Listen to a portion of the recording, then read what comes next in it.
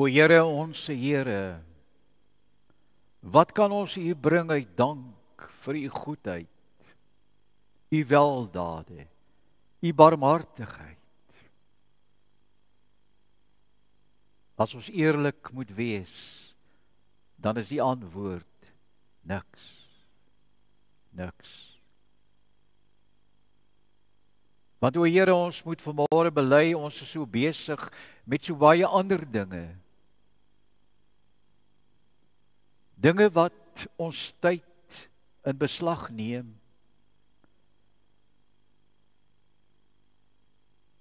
Ons moet erken dat ons in ons menslikheid en in die gejaagdheid van hierdie lewe so dikwels vir U vergeet.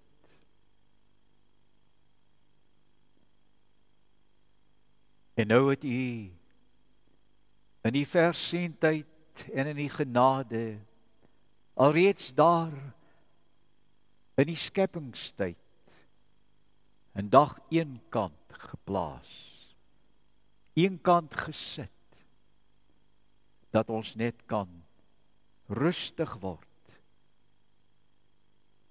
na 'n week van arbeid, na 'n week van gejaagdheid, na 'n week waarin ons U dalk vergeet het. 'n Dag om ons weer voor te berei vir 'n nuwe week, se verpligtinge en verantwoordelikhede, se uitdagings, se probleme, maar ook 'n nuwe week. Nog 3 dae, dan is die jaar verby. En in hierdie 3 dae kan ons soveel vir U doen. Daarom wil ons vanmôre bid dat U vir ons sal help en die krag en die wil sal gee om in hierdie 3 dae te werk vir U koninkryk. Want elke dag bring ons nader aan die einde van ons lewens ook. En nou moet ons voorberei. Want daardie dag kan skielik kom. En dan mag ons dalk op ons sterfbed uitvind, ons is nie gereed nie. Maar omdat U 'n God van genade is, kan U vir ons help om net nader en nader aan U te kom. So naby aan U, Heer, dat ons die soem kan aanraak van U kledingstuk. En nou is ons hier. Ons is hier in afwagting.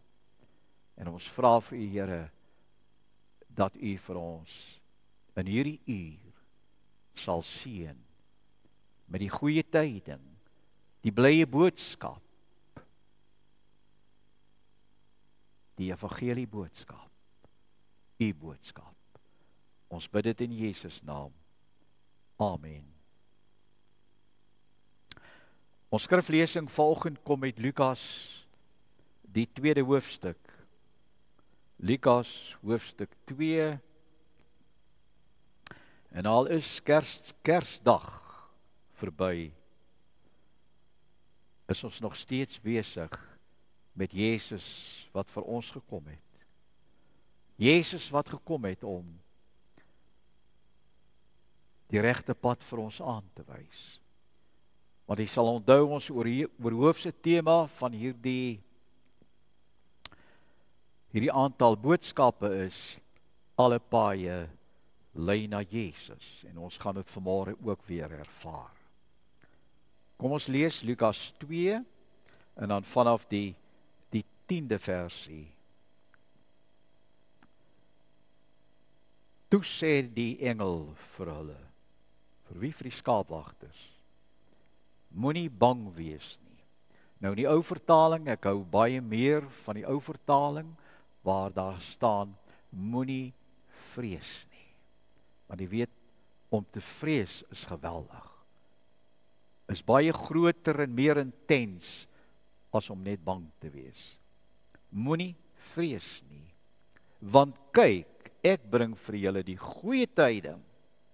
Hoor die woordjie, goeie tyding van groot blydskap wat vir die hele volk bestem is. Vandag is in die stad van Dawid vir julle gebore die verlosser Christus, die Here. En dit is vir julle die teken, julle sal 'n kindjie vind wat in doeke toegedraai is en in krib lê. Skielik was daar saam met die engele menigte engele uit die hemel wat God prys en sê. En nou is dit die engele koor wat toetree oor hierdie kindjie wat gebore is. En hulle sing eer aan God in die hoogste hemel. En luister nou mooi. En vrede op aarde vir die mense in wie hy welbehaag. Die twee kernwoorde uit hierdie gedeelte en wat ook sal blyk uit ons boodskap vanmôre is vrees en vrede. Met ander woorde, daar hoef geen vrees by ons te wees nie, as ons vrede in ons dra nie. Dan hoef daar geen bangheid te wees nie. Die tema vanoggend is dan vrede. Vrede. Dis 'n enkele ou woordjie, né? Dis 'n kort woordjie, maar 'n woord van uiterste belang vir ons geestelike lewe. Want dit is ingebed in die lewe en persoon van Jesus Christus.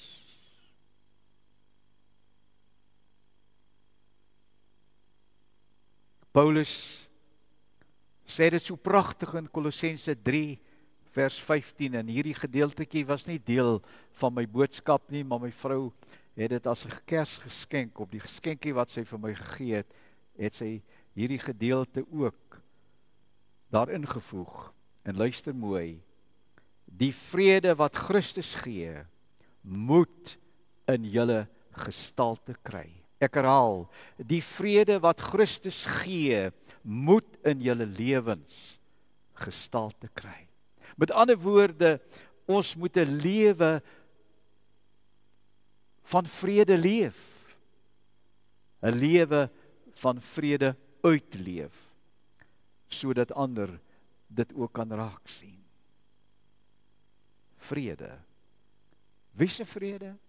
Christus se vrede. Liewe broers en susters, ons hoef nie vir mekaar vanmôre te herinner nie. Of vrede en rustigheid bestaan nie eenvoudig nie meer op hierdie ou aarde van ons nie. Want die lewe is deurdrenk met haat en onvrede en liefdeloosheid, moord en oorlog, sedeloosheid en ongehoorsaamheid en ook die aftakeling van norme en waardes. Op alle terreine van die samelewing is daar feitelik geen dissipline meer nie, net verwoesting. Ons is vasgevang, die mens van vandag, in 'n knelgreep sonder liefde en sonder vrede, op staatkundige gebied, ook op kerklike gebied, is daar soms weinig vrede te sien. In ons gesinslewe, en ook in ons geestelike lewe. Want ons weet mos, die ganse wêreld is siek. Is siek. En die vrede waarna ons op alle gebiede as gelowiges verlang, ontbreek geheel en al. Eintlik ken die mens van vandag nie meer vrede nie. Kinders word gebore en hulle word groot in 'n lewe van oorlog en moord en dood en verwoesting.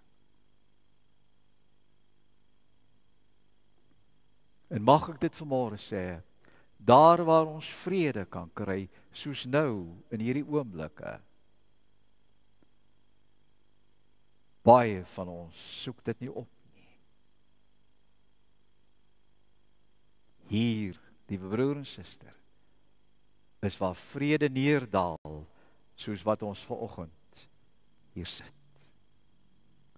Maar daardie vrede van Jesus Christus wil ons nie meer geniet nie. Want ons soek vrede op baie ander plekke. En dit is die werklikheid waarmee ons elke dag gekonfronteer word. Ek wil julle herinner aan die eerste Kerslied wat gesing is na Jesus se geboorte, wat deur die engele koor gesing is, waarvan ons vanoggend in die skriflesing kennis geneem het. Daardie Kerslied val eintlik vreemd op ons ore, om te hoor, eer aan God in die hoogste hemele, vrede op aarde. Die engele het dit gesing. Maar ons ondervind daai vrede nie meer nie. Want weet jy wat? Ons sing nie meer 'n loflied tot God nie. Ons kniel nie meer voor hom om te bid. Bring vrede, o Here, op hierdie verwoeste, goddelose, verskeurde aarde nie. Die mens het hierdie vrede waarvan die engele gesing het, weggeneem. God het dit nie weggeneem nie. Hy is nog steeds die vredevors, maar hy wag vir ons om daai vrede te ontvang en daai vrede uit te deel. Hier is dalk van julle vanmôre wat gaan onthou van 'n verhaaltjie wat ek nou gaan vertel, so 3 dekades gelede. Om net te toon hoe die mense haat seevier bo oor vrede. Ek verwys julle na wat gebeur het op 3 November 1995. Die premier van Israel van daardie tyd, Rabin, het daardie dag gesterf van die hand van 'n sluipmoordenaar. Maar wat belangrik is, hy was besig met sy boodskap in Tel Aviv, met 'n vredesboodskap. Sy boodskap was vol van vrede wat hy verkondig het. En toe daar iemand gekom, met geen vrede in sy hart nie,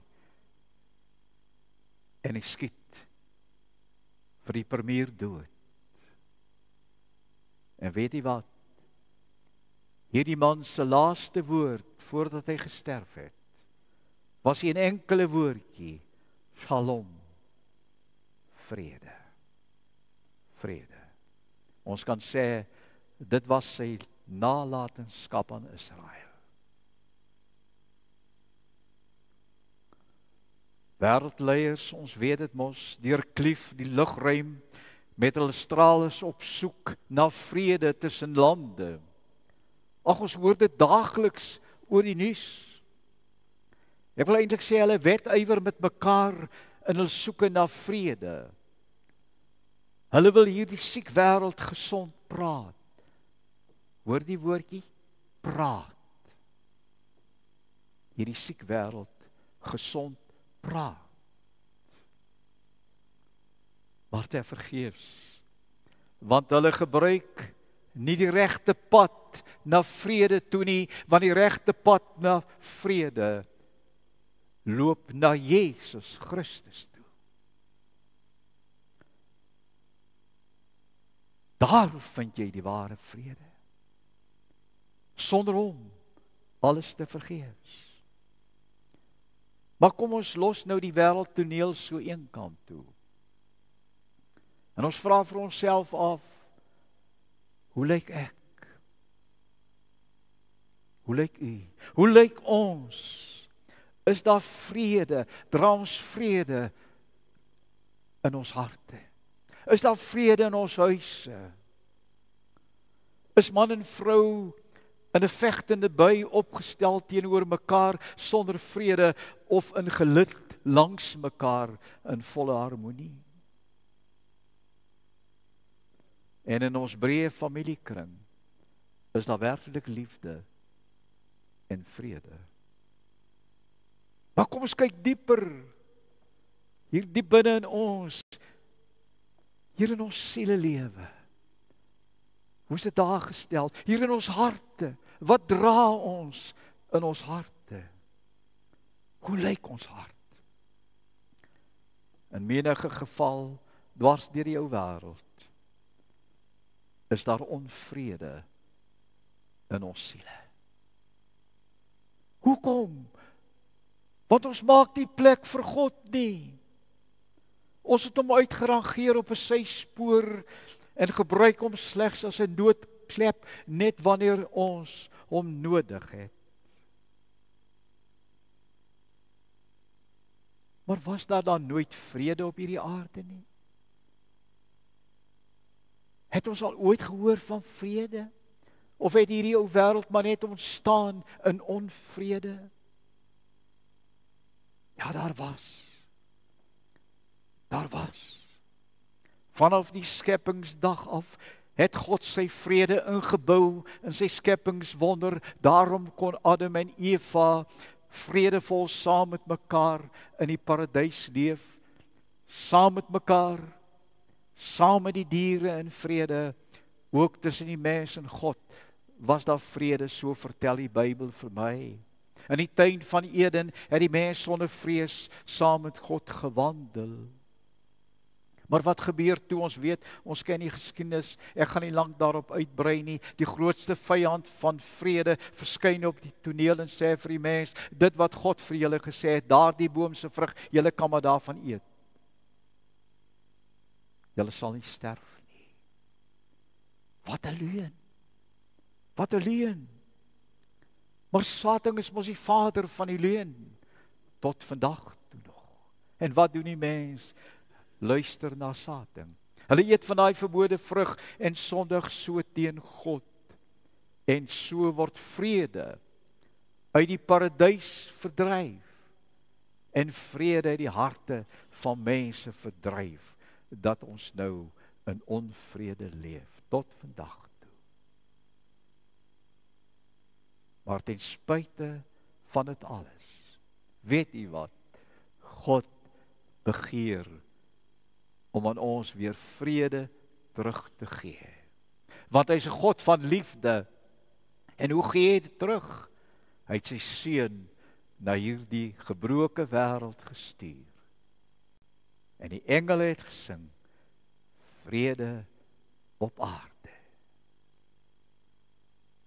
En klokslag elke jaar in die laaste maand van die jaar, hoor ons die engel met vreugde uitroep, moenie vrees nie, ek bring julle 'n goeie tyding.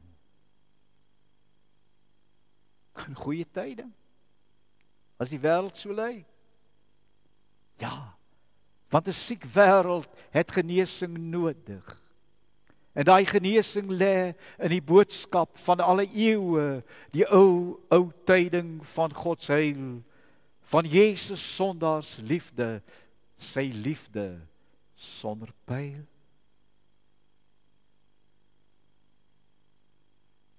Liewe broers en susters, soos reeds gesê, in hierdie versies lê opgesluit daai twee kernwoorde, vrees en vrede. Moenie vrees nie, vrede op aarde. Dan kan ons vir onsself afvra, kan dit waar wees vandag? Kan daar vrede wees as hierdie ou tranendal van ons so lyk? Daar moet 'n vergissing wees. So redeneer ons, maar gelukkig is ons verkeerd, want Jesus is na hierdie ou sondige wêreld gestuur, juis Lukas 1 vers 79, om lig te bring aan die mense wat in duisternis wandel en in die skaduwee van die dood lewe, om ons voetstappe, en luister nou mooi, om ons voetstappe op die pad van vrede te rig. En daardie pad lei net na een persoon toe, na Jesus, waar vrede is, want hy is vrede. Kom ons bewandel daai pad, liewe broer en suster. Daardie pad lei na Jesus toe. En hy wag vir ons in, om vir ons daai vrede te gee. Ons kan kies. En vrede ervaar in hierdie vervlenterde, verskeurde, goddelose wêreld. Of ons kies die sonde en ons sal altyd in vrees bly lewe. Jesus sê self in Johannes 14 vers 27, vrede laat ek julle na. My vrede is nie die soort wat die wêreld gee nie. Daar's niks wat ons volkome vrede kan gee nie. Geen rykdom of roem kan vrede vir ons gee nie. Sedeloosheid of wêreldse plesier kan nie vir ons vrede gee nie. Die aanbidding van beelde, koue beelde, spraaklose beelde, kan nie vir ons vrede gee nie. En weet jy wat? Ook jou lidmaatskap van 'n kerk kan nie vir jou vrede gee nie. Net as jy wedergebore is en jy die pad gevind na Jesus toe. Daardie vrede wat net Jesus gee. Vrede wat gekom het in 'n krib, in 'n stal in Bethlehem. Ons kan dit ontvang. Ons moet slegs vir Jesus aanneem. En dan is Jesus Christus ons vrede. Maar kom ons kyk ten slotte na ons geestelike lewe. Weet jy wat? Ons kan dalk, maar net dalk, sonder vrede lewe. Maar ons kan nie sonder vrede sterf nie. Ons kan nie. Ons hoor so baie, uit my kindertyd het ek dit gehoor, as iemand afgesterf het, die liggaam lê daar in die kus, dan sê die mense, daai persoon lyk so vredevol. Daar's vrede op sy of haar gesig.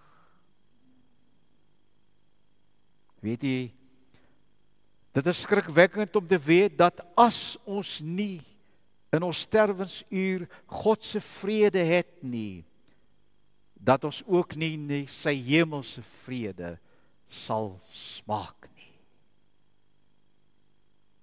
Ons moet sterf in vrede, soos wat ons in vrede lewe. Ek wil julle graag hierdie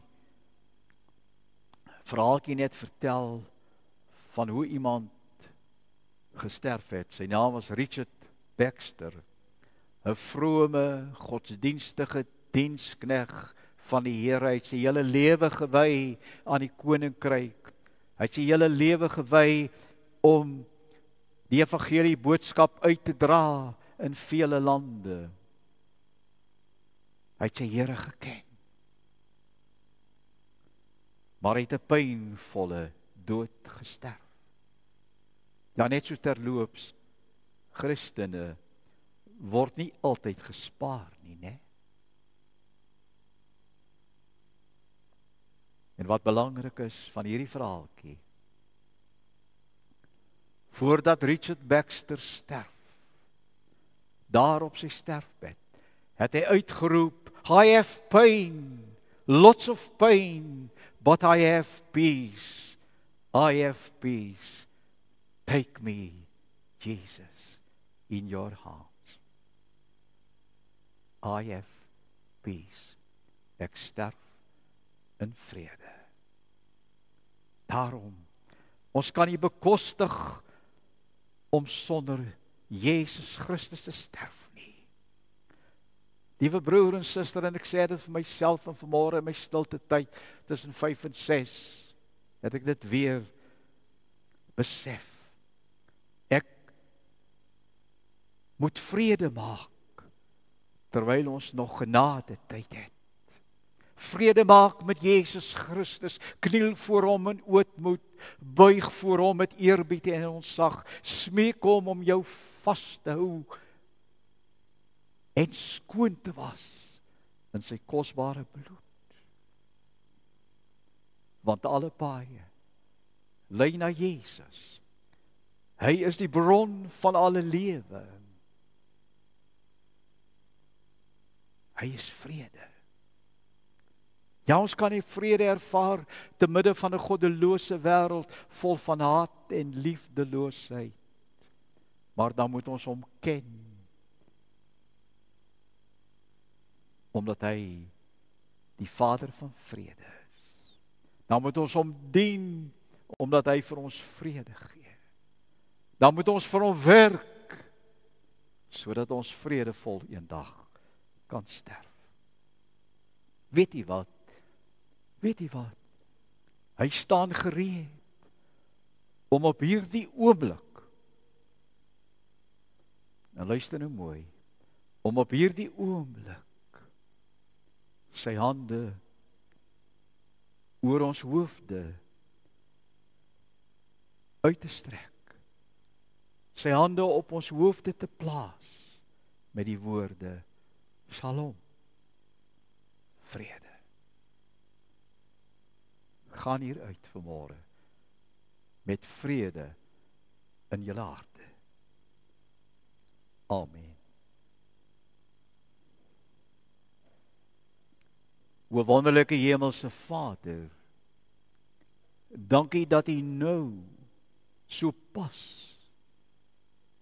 vir ons geseën het met vrede. Ag, help ons, Here, want ons is maar net mensies